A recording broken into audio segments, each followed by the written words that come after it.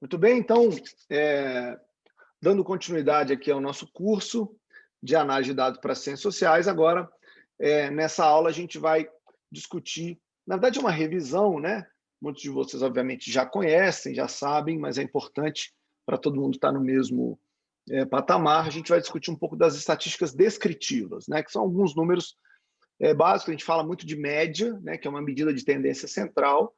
Usamos média o tempo todo, é uma das medidas, né, mais robustas e sensíveis na hora de fazer a análise de dados, mas há outras medidas, por exemplo, como a mediana, que em alguns casos pode ser importante. Por quê? A mediana é uma medida de tendência central que é muito robusta aos outliers, aqueles números distantes demais que às vezes afetam, né? A média, muitas vezes, ela pode ser alterada porque tem um ou dois casos muito distantes numa dada distribuição.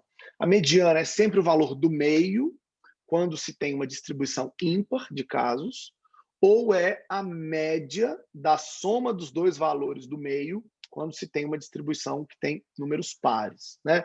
Então, se a gente tem um conjunto de dados 0, 1, 2, 3, 5, 0, 1, 2, 3, 100, são 5 casos, né? A média dessa distribuição vai ser 21,2, vejam vocês, né? Embora 4 casos estejam muito baixos, um único número 100 leva a média lá para cima. A mediana, ao contrário, é 2, porque é o número do meio, né? Eu tenho 0 e 1 à esquerda, 3 e 100 à direita, e o 2 ali, o número do meio. A mediana, então, é esse número do meio. Vejam vocês que tem diferenças no uso da estimativa que a gente utiliza. Além das medidas de tendência central, que foram as mais usadas até aqui no curso, a gente também tem desculpem, as medidas de dispersão, né?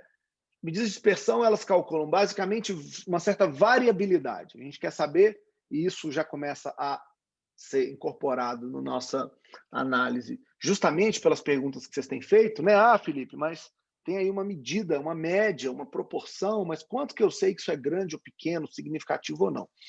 Para falar sobre significância, para falar sobre importância, a gente sempre tem que ter uma medida de tendência central junto com uma medida de dispersão. Entre as medidas de dispersão existe a medida de intervalo, que calcula o mínimo e o máximo. A gente tem os quantios, né? A gente pode ter quartil, quintil ou percentil.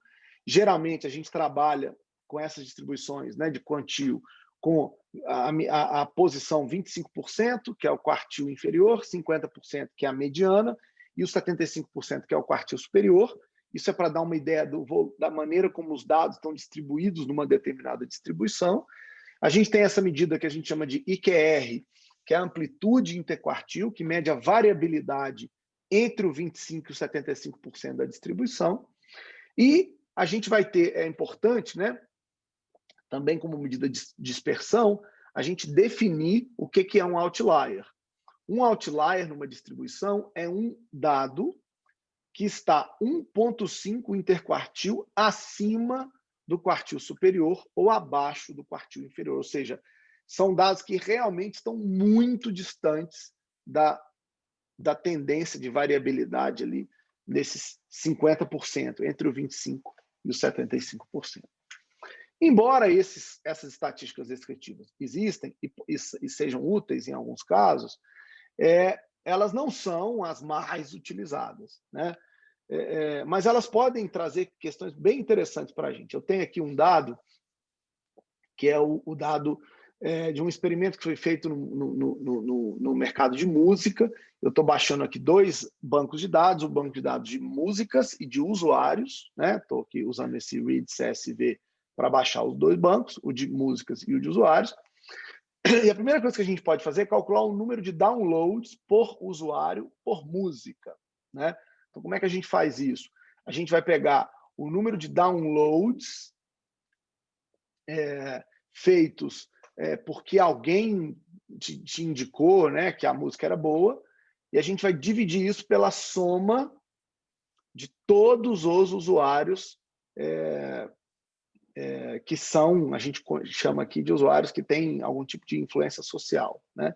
A gente vai ter esse número. A mediana desse número, para vocês terem uma ideia, é 0,015, né? O mediano de usuário nessa condição é muito baixo, os verdadeiros influenciadores. E a gente pode também calcular, aqui a gente tem os downloads de músicas de maneira independente, né? Essa categoria é a categoria 9 aqui da música. Então, quando a gente tira a mediana, nesse caso, a gente vai ter 0,02, um pouco acima. A gente tem mais usuários independentes do que usuários que têm uma função aí de influenciadores.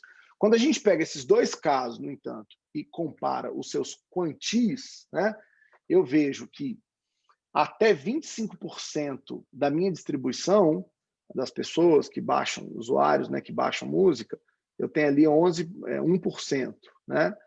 E o máximo que a gente consegue, né, o 100% da distribuição, o maior valor dessa distribuição é 8%, sendo que a mediana aí é esse 1% aqui.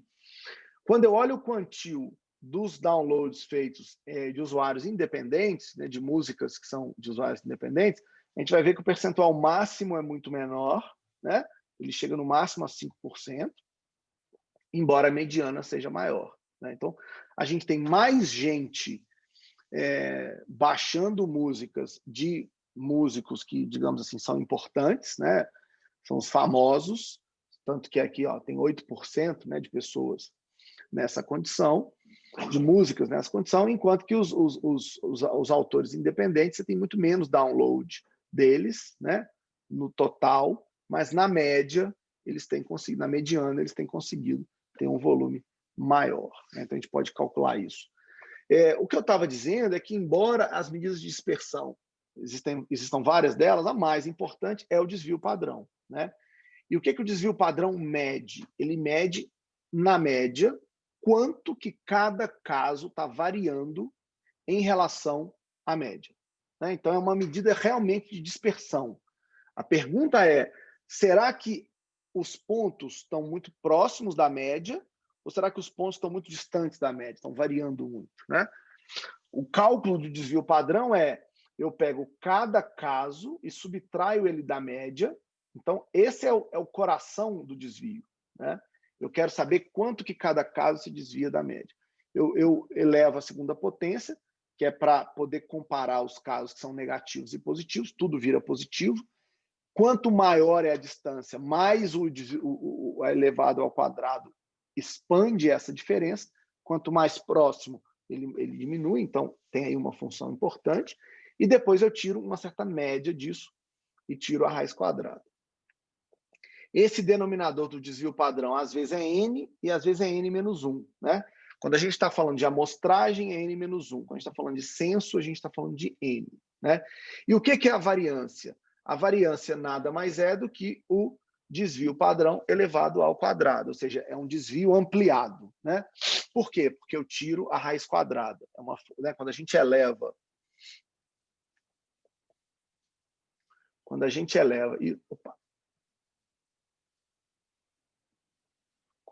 eleva isso aqui ao quadrado, no fundo, a gente está cortando o efeito dessa raiz, então é só essa forma do meio, por isso ela é maior. Lá, voltando para o experimento da música, que tem a ver com baixar ou não música de um tipo ou de outro, né, o desvio padrão, tanto do download de funções que são, de músicas, desculpa, de pessoas famosas, como o download de independentes, tem uma variabilidade parecida. Um é 0,014, outro é 0,010. Então, são desvios padrões muito parecidos. Né? Pensando nessas estatísticas, eu queria, nessa segunda parte da aula, discutir com vocês um outro estudo que a gente vai analisar, um outro banco de dados que a gente vai analisar, de um dado que vem desse país, né? Que é a Espanha, um lugar delicioso para ir tomar vinho, para visitar, para viajar. Mas a Espanha, como vocês sabem, é um país que vive há bastante tempo com problemas no que diz respeito a atentados. Inclusive, recentemente, a gente teve lá, foi essa semana, né? A gente teve um atentado em Madrid, né, uma bomba que explodiu. Mas o lugar onde isso acontece de maneira mais complicada é esse pedacinho aqui da Espanha, ó, chamado País Basco. Né? O que acontece nesse País Basco? O que acontece nessa região do país? No começo dos anos 70, ali entre 73 e 74, começaram a acontecer vários atentados terroristas feitos pelo ETA. Né?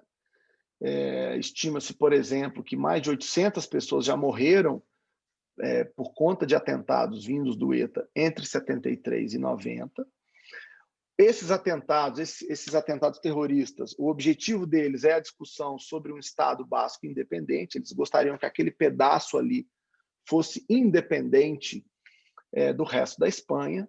E a maneira de financiar esse movimento separatista foi fazendo sequestro, extorsão, assaltos. Né? Então, eles usavam aí várias dessas atividades como forma de angariar recursos e chamar atenção para esse movimento separatista. O que chama atenção, no entanto, é que essa atividade se concentra exclusivamente ali na região basca, né? nesse pedacinho aqui do país. Né? Então, você tem a Espanha inteira, várias outras, a região da Galícia, Astúria, Castilha e León, Madrid, Andaluzia, Catalunha. Né? Você tem outras regiões da Espanha que também são muito diferentes, regionalmente diferentes. Até o sotaque espanhol é diferente, os hábitos, né, são diferentes. Mas os atentados terroristas têm a ver com esse pedacinho do país. Né? E a pergunta que alguns cientistas sociais se fazem em relação a isso é: qual o impacto econômico do terrorismo para um país como a Espanha? Né? Para que vocês tenham uma ideia da importância disso, os Países Bascos, aquela região da Espanha, ela era a terceira mais rica do país em 1970. E ela, na década de 90, chegou a ser a sexta região mais rica, ou seja, caiu 3 posições em desenvolvimento. Né? Então, a pergunta de pesquisa por trás desse caso é: como será que a economia da região dos Países Bascos teria reagido, né, se não tivesse acontecido os atentados terroristas entre essas 2 décadas? Né? É a pergunta contrafactual. Será que a economia basca continuaria sendo forte se os atentados não tivessem acontecido ou não? Ou essa era uma tendência natural e que não tem nada a ver com o terrorismo? Então, a gente vai aplicar as 3 estratégias de identificação que a gente estudou na aula passada nesse caso. Né? Então, a gente vai pegar a região basca, que experimenta os ataques terroristas como sendo o grupo de tratamento, as outras regiões da Espanha próximas como grupo de controle. Então, a gente vai conseguir dados regionais, nesse caso, e a gente vai aplicar as 3 estratégias. A primeira estratégia vai ser comparar a região basca com as outras depois que os atentados começaram a acontecer, portanto, depois de 1973, que é o que a gente chama de comparação transversal ou cross-section comparison. Depois, a gente vai comparar a região basca antes e depois de 1973, quando os atentados começaram a ficar mais frequentes, usando aí a estratégia de antes e depois. E, no fim, a gente vai usar a estratégia de diferença e diferença, onde a gente compara o que aconteceu com a região basca antes e depois do começo dos atentados com as outras regiões do país antes e depois dos atentados. Tá? O que eu queria discutir com vocês, para ver se a gente está atento, quais são os pressupostos que a gente vai usar em cada uma dessas estratégias. Então, o que eu estou pressupondo para fazer a cross-section comparison?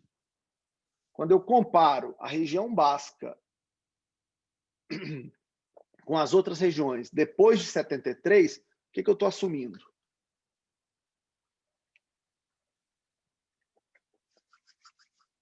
Foi o que a gente discutiu na aula passada. O que a gente está assumindo, gente?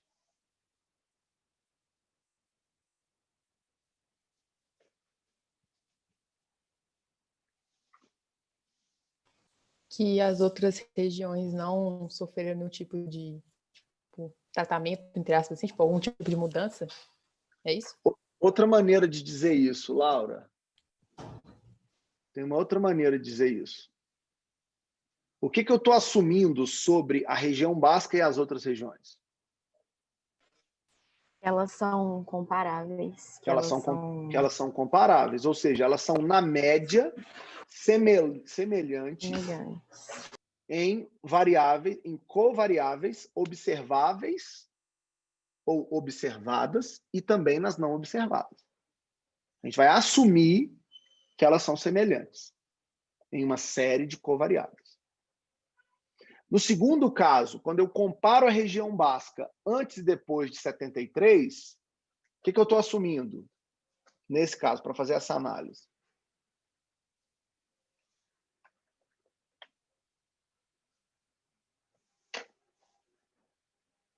O que eu estou assumindo, gente? Quando eu faço o antes e depois.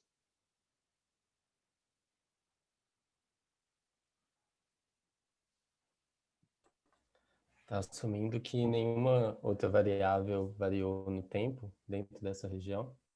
Exatamente. A gente está assumindo que só o tratamento variou, né? Só houve, a única coisa que mudou foi o tratamento. O resto continuou tudo igual. O tamanho da população é igual, ou pelo menos parecido, né? O tipo de economia, o tipo de indústria, né? Tudo, o demais ficou parecido. A única coisa que mudou foi o tratamento. Muito bem, Thiago. E na terceira, qual que é o pressuposto? Quando eu uso diff in diff, eu estou usando qual pressuposto aqui? Eu estou assumindo o quê? Eu acho que... Pode falar. Fala, Camila. Eu entendi que a variável de tratamento vai seguir uma tendência diferente da contrafactual. Se o tratamento tiver tido efeito. Excelente, Camila. Muito bom, é isso mesmo. A gente assume que a tendência no tempo vai ser diferente se o tratamento, né, diferente em relação ao controle, se o tratamento tiver tido efeito. Exatamente isso, muito bem. Então, ótimo, vocês já estão virando pesquisadores, já sabem até defender os pressupostos da análise que vocês estão fazendo. Isso aí deixa o professor cheio de orgulho. Então, vamos baixar o banco. A gente vai chamar o banco BASC, né, .csv, usando o read.csv. Ok?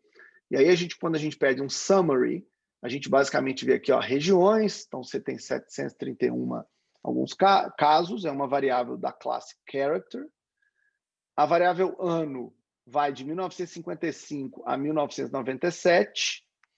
E a variável PIB per capita é uma variável que o mínimo é 1,24, o máximo é 12,35, a mediana é 5,28 e a média é 5,40, então dá para ver que essa distribuição é um pouco assimétrica aqui, né, para o lado superior, sendo que o primeiro quartil é 3,69 e o terceiro quartil 6,87. Quem consegue me responder? O terceiro quartil corresponde a qual percentil da distribuição? 75. E o primeiro quartil, João? 25. Exatamente. Então, só para a gente ir acumulando conhecimentos das aulas passadas, dessa aula, a gente vai incorporando aí novas ideias, novas dimensões, né? A gente tem, então, 17 regiões, incluindo a região basca. Tem 2 Os aqui, porque eu escrevi errado. O ano, então, vai de 55 a 97, e GDP per capita é o PIB per capita corrigido em dólares, em milhares de dólares para 1986. Tá? Então, o que a gente tem que fazer? Primeira coisa é dividir o meu banco de dados em 4 grupos. Né? O primeiro grupo é o grupo. Eu vou pegar apenas a região, os casos da região basca, antes do terrorismo, e a gente vai considerar antes do terrorismo, antes de 1973.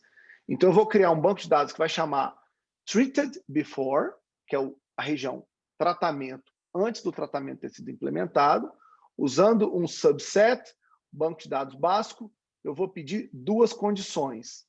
Eu tenho que estar antes de 73 e na região básica. O segundo grupo é a mesma região básica, só que depois do terrorismo. Então, eu mantenho aqui no subset região básica, mas eu mudo year, maior ou igual a 1973. Tá? Isso, então, o que quer dizer? Que nós vamos pegar esses dados, são os dados da região básica de 72 para trás, e, nesse caso, são os dados de 73 para frente. Só a região básica. O terceiro grupo são as outras regiões, a gente vai chamar de control before, são todas as regiões que não são, olha aqui, não são região básica, antes de 73, e o control after vão ser todas as outras regiões, portanto, as que não são região básica, depois de 73. Beleza? Então, eu construí 4 grupos. O que eu tenho que fazer agora, então? Eu posso fazer as 3 estratégias de identificação. Eu posso fazer a comparação transversal, que é a cross-section, em que eu pego o PIB per capita da região básica depois de 73 e subtraio o PIB per capita médio das outras regiões do país depois que começaram os atentados terroristas. O que esse número aqui sugere?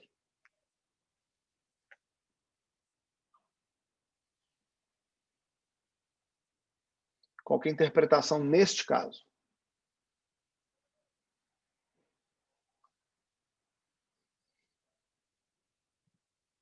Ninguém sabe? Que a média do PIB per capita do tratamento é maior que o controle. Ou seja, Bruno, o que isso significa? País Basco. O PIB per capita do País Basco é maior que, em média, que o resto da Espanha. Depois do tratamento. Ou seja, neste caso, a conclusão qual é? O terrorismo afeta a economia negativamente ou não?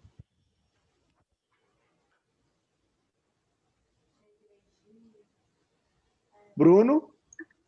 Eu acho que não dá para fazer essa afirmação não, com... Não. Segundo esse dado aqui, o que a gente... A conclusão é 1,13. Você tá me dizendo que o PIB per capita da região basca depois de 73 é maior do que das outras regiões. Portanto, qual que é a conclusão? O terrorismo prejudicou, baseado nessa estratégia, o terrorismo prejudicou ou não o País Basco? Hã? Não prejudicou. Não prejudicou. Ok. Então agora, Bruno, vamos fazer a segunda estratégia de identificação. Eu vou pegar a média do PIB per capita do País Basco depois de 73 e vou subtrair da média do PIB per capita também da região basca antes de 73. Bruno, o que esse resultado me sugere? Que não prejudicou também, que teve um aumento, né, do PIB per capita. O PIB per capita da região basca aumentou. Ou seja, se eu parar aqui na minha análise, vocês vão sair daqui para tomar cerveja com os amigos de vocês no boteco e vão dizer o quê? O professor me ensinou que terrorismo é bom para a economia. Não é verdade? Não seria isso que a gente está concluindo aqui dessas duas análises primeiras? Qual que é o problema? O problema, gente, é que esse não é um dado experimental, ele é um dado observacional. A gente está apenas observando. Lembrem-se que eu disse, antes da gente começar a analisar esse dado, que cada estratégia de identificação tem um pressuposto. Né? O pressuposto do cross-section é que o grupo de controle e tratamento são comparáveis. O pressuposto do antes e depois é que nada aconteceu nessa região que não fosse o tratamento. Será que isso é verdade? Será que dá para comparar em outras variáveis o que aconteceu no País Basco em outras regiões? Será que nas covariáveis elas são comparáveis? E será mesmo que de 1955 a 1997, que é quando a gente está analisando aqui esses dados, né, tendo marco 73, depois 73 e 73, não aconteceu nada na região basca que pudesse estar gerando aí esse resultado? Ou seja, neste caso, a melhor estratégia de identificação pela situação que a gente está vivendo não é nem o cross-section, nem o antes e depois, é fazer a diferença em diferença. Porque na diferença em diferença, a gente consegue eliminar os efeitos que são dos casos e do tempo. Eu consigo tirar o efeito da variável de confusão, de viés de confusão, que pode estar acontecendo porque o País Basco não é comparável a outros lugares da Espanha. E também estou tirando fora qualquer outro efeito que seja por conta do efeito do tempo. Né? Então, a gente vai comparar a média do PIB per capita lá no País Basco depois, menos a média do PIB per capita antes. Aqui é o País Basco. Então, a diferença do tratamento. E a gente vai comparar com a diferença do controle, que é a média do que aconteceu do PIB per capita nas outras regiões depois, menos a média do PIB per capita do que aconteceu nas outras regiões antes. A gente vai chamar de control diff. Quando eu pego essa diferença e subtraio desta diferença, eu estou fazendo diff em diff. Está aqui. Bruno, qual é o efeito do terrorismo sobre o PIB per capita no País Basco? É negativo, né? Teve uma queda aí. É negativa. Fazendo essa comparação. A gente tem uma redução do PIB per capita na casa de 0,48, que é em milhares de dólares, dá uma diferença bem significativa. Né? A pergunta é, em qual das três eu acredito? Eu acredito no resultado de 1,13, 2,68 ou menos 0,48. Como eu disse, cada uma das estratégias tem pressupostos. Então, vamos dar uma olhada nos pressupostos. Bruno, você que virou cobaia nesse exercício aqui. Quando eu comparo a média do PIB per capita no tratamento antes, ou seja, no País Basco, antes do terrorismo começar, e subtraio da média do PIB per capita das outras regiões também antes de começar, eu posso dizer que as regiões são comparáveis? Sim ou não, Bruno?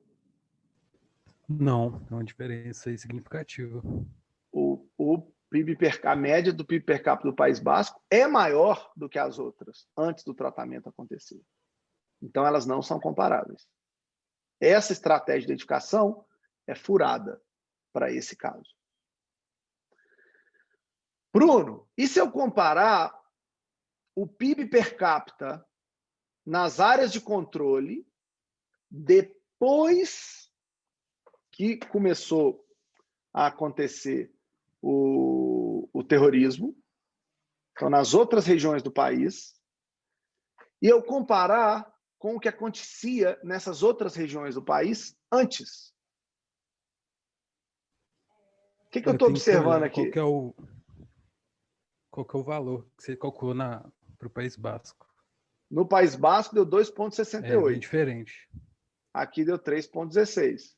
Ou seja, eu posso dizer que ficou, né, que aquele caso do País Basco é igual aos outros casos, qualquer outro caso?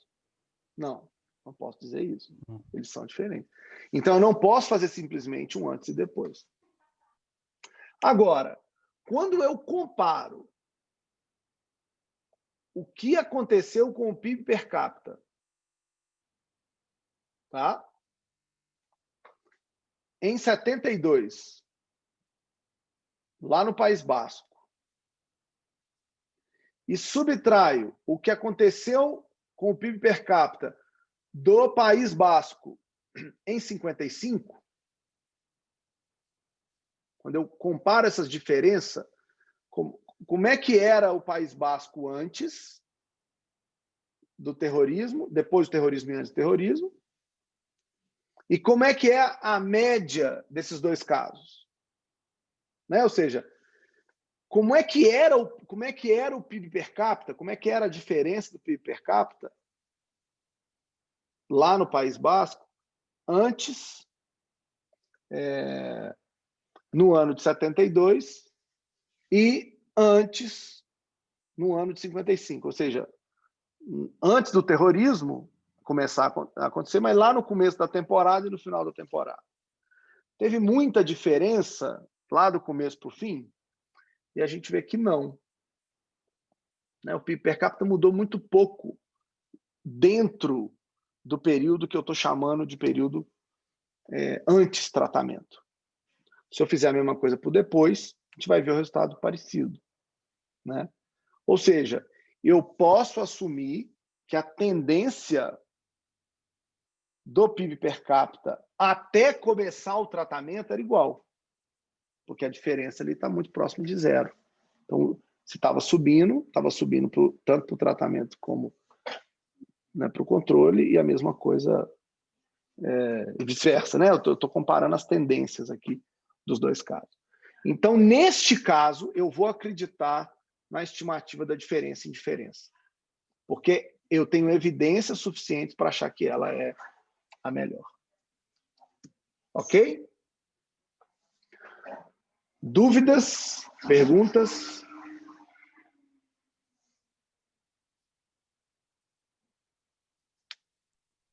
Todo mundo entendeu essa lógica de que eu tenho diferentes estratégias de identificação para dados observacionais e o que vai determinar qual é a melhor estratégia são os pressupostos, se eu posso ou não garantir que os pressupostos estão sendo observados. Todo mundo entendeu isso? E é por isso que, em alguns casos, a gente vai usar a comparação transversal, em outros casos a gente vai usar a comparação antes e depois, em outros casos a gente vai usar a diferença e diferença. Está claro em que situações a gente vai usar cada um desses desenhos, dessas estratégias? Vocês têm alguma dúvida? Bom, Felipe, eu acho que, pela explicação agora fresca, não tenho dúvidas não, mas eu imagino que para a semana que vem, talvez, a gente pode discutir alguma coisa se ficar, porque revendo aí, fazendo o script, refazendo ele, acho que podem surgir, principalmente nos pressupostos. Esse último aí, por exemplo, do diff-in-diff, eu consegui entender assim, mas o script em si está indo um pouco confuso para mim. Acho que revendo ele um pouco, eu vou conseguir trazer as dúvidas mais bem estabelecidas. A gente pode conversar tranquilo, Thiago, mas só para clarear um pouco mais, o que a gente está fazendo no script do diff-in-diff eu estou comparando o PIB per capita, eu estou tentando calcular a tendência do PIB per capita no País Basco e nas outras regiões, antes do tratamento. Por que antes do tratamento? Porque eu preciso ver se tinha uma tendência paralela de evolução do País Basco e do não País Basco em relação ao PIB per capita antes que o tratamento fosse implementado. Porque esse é o pressuposto. Eu estou assumindo que se nada tivesse acontecido, se o tratamento não tivesse sido implementado, a tendência continuaria a mesma que existe antes do tratamento. Se antes do tratamento a tendência era de 55 a 72, uma queda no PIB per capita do País Basco, e a tendência nas outras regiões também fosse uma queda, então eu posso assumir que a diferença em diferença é o melhor desenho, já que tem o paralelismo que a gente imaginou. É isso que a gente está calculando aqui, né? eu estou pegando a parte tratada e subtraindo da parte controlada. É como se eu estivesse comparando o País Basco antes do tratamento, mas ao longo do tempo, com a média das outras regiões, porque né, existem várias regiões, por isso que eu tenho que tirar a média, do PIB per capita também nesse mesmo período. Se é paralelo, Tiago, a subtração de uma menos a outra dá zero. É mais ou menos o que a gente viu aqui. Entendi. Acho que ficou um pouco melhor agora. Mais alguma dúvida?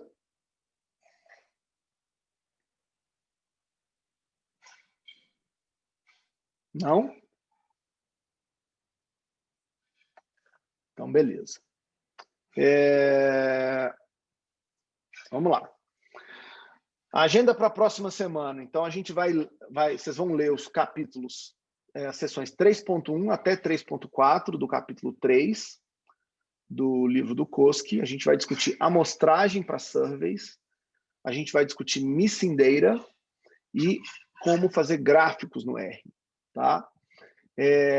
Para quem está acompanhando os exercícios de antemão, é só fazer os exercícios Measurement e Measurement 1, ou no Socratic Thrill, com o código da UFMG, ou com o Thrill, né? Você consegue encontrar os pacotes lá também. Tá? Esta semana eu não vou dar um exercício, porque eu quero que vocês revisem o conteúdo que a gente deu até aqui, o capítulo 2 inteiro, né? Do Koski+, já foi dado, e eu queria que vocês pudessem revisar tanto a parte de análise de dados experimentais, como a parte de análise de dados observacionais. Hoje a gente fez vários exemplos, eu vou dar todos esses bancos de dados para vocês, com esses códigos, para vocês trabalharem. E aí eu não vou dar, então, um exercício essa semana, para a gente poder ter uma semaninha aí de folga em relação a isso. Tá bom? Eu aguardo vocês na próxima semana, pedindo sempre, claro, que a leitura seja feita do capítulo, sempre tentando o código e trazendo as dúvidas aqui para a nossa disciplina. Obrigado para todo mundo, Amanda, Tiago, Arthur, Bruno, Rômulo, Laura, Vitor, Jenson, Vitória, João, Eliton e Gabriel, que estão aqui com a gente até agora. A gente volta na semana que vem. Bom final de semana, juízo e cuidem-se. A gente se fala na próxima semana. Obrigado. Tchau. Agradeço. Até a próxima semana. Obrigadão, Felipe. Tchau, Professor, obrigada. Muito bem. Obrigado, professor. Tchau.